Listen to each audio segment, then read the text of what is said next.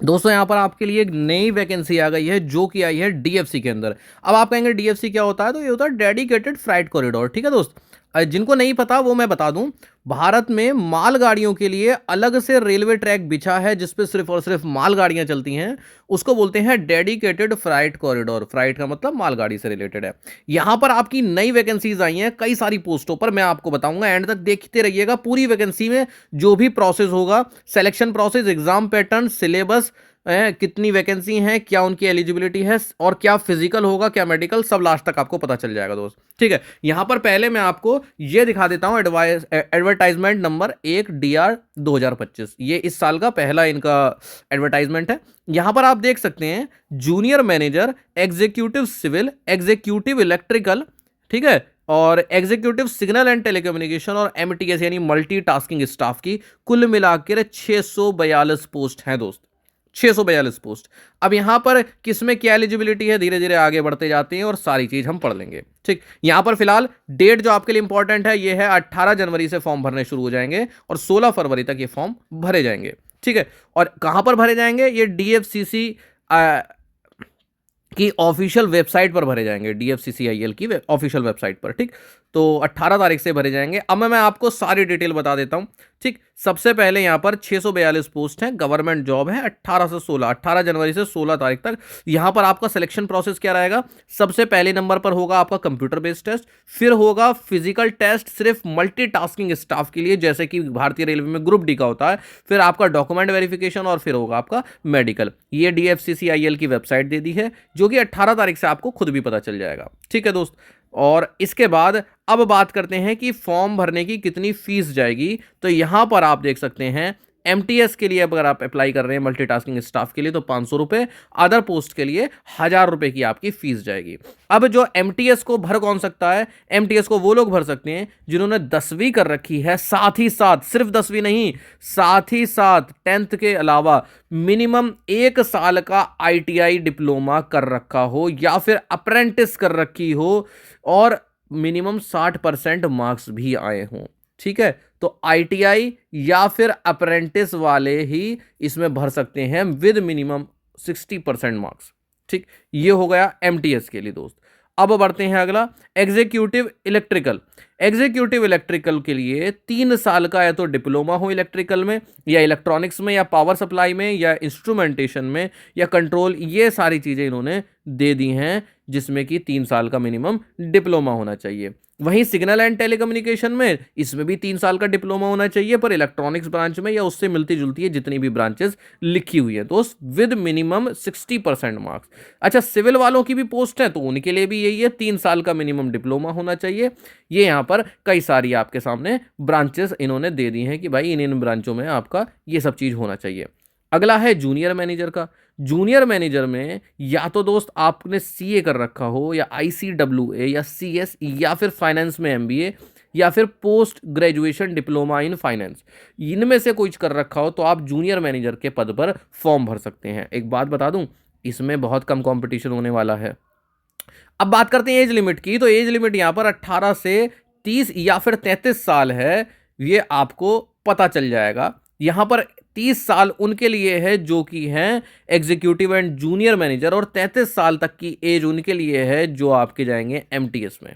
ठीक है, यानी मल्टीटास्किंग स्टाफ में। एग्जाम पैटर्न क्या होगा पहले ये समझ लीजिए कि इसमें एक सबसे पहले ऑनलाइन कंप्यूटर बेस्ड टेस्ट होगा जिसमें कि मल्टीपल ऑब्जेक्टिव क्वेश्चन होंगे यानी एमसीक्यू होंगे। ठीक है, और हर करेक्ट आंसर के लिए 1 मार्क मिलेगा, पर गलत कर देंगे तो 1/4 मार्क कटेगा भी। ठीक है, ये बात आपकी समझ में आ गई। चलिए आगे बढ़ते हैं यहां पर कि जो क्या सिलेबस रहने वाला है, एग्जाम पैटर्न क्या रहने वाला है। तो सबसे पहले हम देख लेते हैं एमटीएस के लिए। एमटीएस यानी मल्टीटास्किंग स्टाफ के लिए 120 सवाल होंगे और समय होगा 2 घंटे का, यानी कि 120 मिनट ही। सवाल होंगे जीके के, ठीक है, मैथ के और रीजनिंग के। बुक अभी मैं आपको बताने वाला हूं, जरा बाकियों के भी देख लीजिए। जो बाकी पोस्ट बची उसमें आपके समय जो होगा दोस्त वो होगा 90 मिनट का। समय कितना होगा, समय होगा दोस्त 90 मिनट का, और सवाल होंगे 100।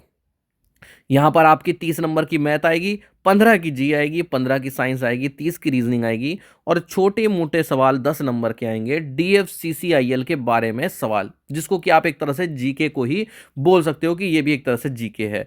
अब इनकी तैयारी के लिए आप ले सकते हैं दोस्त किरण पब्लिकेशन की बुक्स, जिनका लिंक आपको डिस्क्रिप्शन में मिल जाएगा, क्योंकि ये बुक्स बनी हैं रेलवे के एग्जाम्स को ध्यान में रखते हुए। इसमें आज तक जो भी सवाल दिखेंगे आपको बुक में वो वही होंगे जो रेलवे में आए हैं, ठीक है। एक बुक हो गई आपकी रीजनिंग की, एक हो गई मैथ की, एक हो गई साइंस और जीए की, ठीक है। एक बुक में थ्योरी पढ़ेंगे आप, इस बुक से थ्योरी पढ़ेंगे और इस बुक से आप उसके क्वेश्चन आंसर करेंगे, तो आप साइंस और जीए को भी बहुत अच्छा कर लेंगे, ठीक है। बुक का रिकमेंडेशन है हर उस बच्चे के लिए जिसके पास ये बुक नहीं है। बहुत से आपके पास, आप में से ऐसे बच्चे होंगे जिन्होंने पास ये पहले से बुक्स है, तो उनको तो खरीदने की कोई जरूरत ही नहीं है, परंतु जिनके पास नहीं है वो ले लीजिए। इस पर आपको दिखेगा chapter wise and type wise लिखा हुआ, इसमें हर चैप्टर के हर टाइप के सारे सवाल, और सवाल कौन से, वही सवाल जो रेलवे में आए हुए हैं, तो इससे आपकी बहुत अच्छी तैयारी हो जाती है।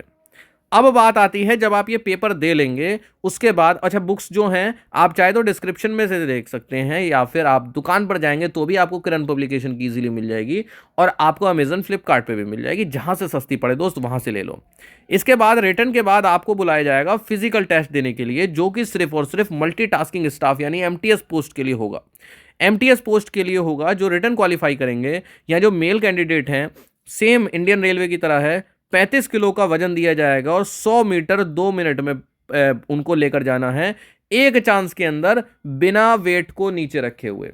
बात समझ में आ गई? 35 किलो का एक कट्टा बोरी जो भी है वो आपके कंधे पर रख दिया जाएगा, ठीक है, और आप उसको अपने कंधे पर उठाकर 100 मीटर जाएंगे 2 मिनट के अंदर। एक और आपका टेस्ट होगा फिजिकल, जिसमें आपको 1000 मीटर यानी 1 किलोमीटर भागना पड़ेगा 4 मिनट और 15 सेकंड के अंदर। 4 मिनट और 15 सेकंड में 1 किलोमीटर, ठीक है। अब बात करते हैं लड़कियों की, तो लड़कियों को 20 किलो का वजन उठाकर 100 मीटर जाना होगा 2 मिनट के अंदर। चांस एक ही मिलेगा, वजन को रख मत देना, एक ही बार में सही से उठा लेना, उठाकर कंधे पर रख लेना, जिससे आगे चल के कोई चांस, वो मतलब ऐसा ना हो कि आप सोचो अरे यार इससे अच्छा तो मैं ऐसे रख लेते। फिर इनको भी 1000 मीटर दौड़वाया जाएगा, पर समय दिया जाएगा 5 घंटे 40 मिनट। तो लड़के और लड़कियों का यहाँ पर फिजिकल हो गया रिटर्न टेस्ट के बाद। अब जो बंदे फिजिकल पास करेंगे वो चिंता करने लगेंगे मेरे को सैलरी कितनी मिलेगी।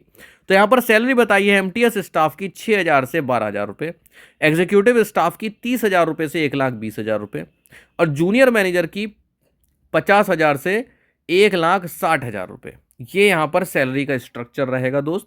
तो यहाँ पर एमटीएस की देखा जाए तो थोड़ी कम है मेरी समझ से, वरना एग्जीक्यूटिव और जूनियर मैनेजर की तो सही है। एमटीएस की भी यार 30-35, आज के ज़माने में 30-35 हज़ार से कम में गुजारा होता नहीं है। आप अपनी फैमिली को चलाना है तो आपकी 30-35 हज़ार रुपये सैलरी होनी चाहिए।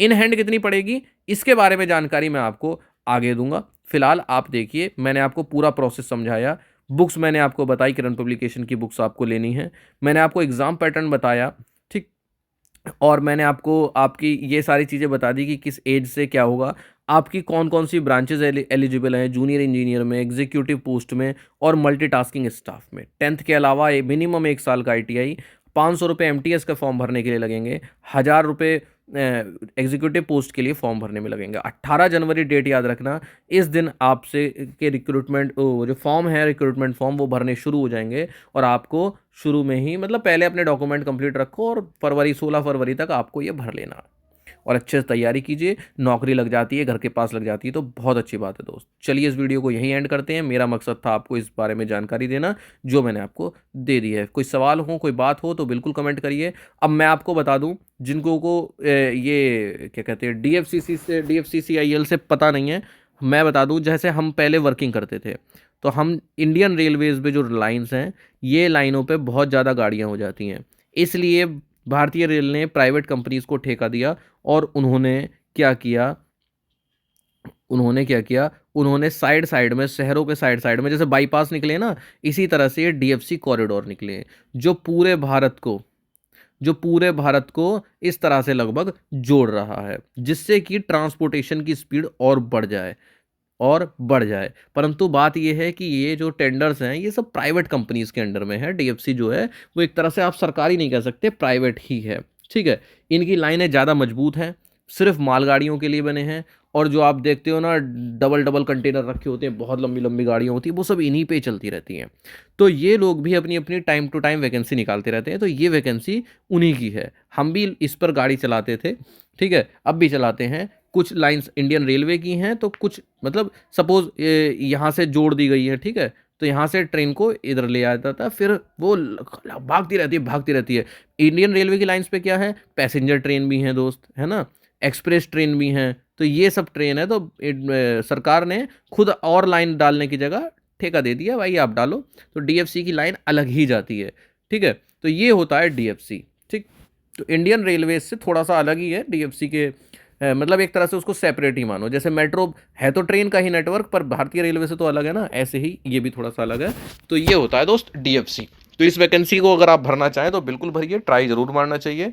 क्या पता आपकी अच्छी जॉब अपने घर के पास लग जाए, तो कोई समस्या वाली बात नहीं है। अच्छी पोस्ट पर अच्छी सैलरी देते हैं ये लोग।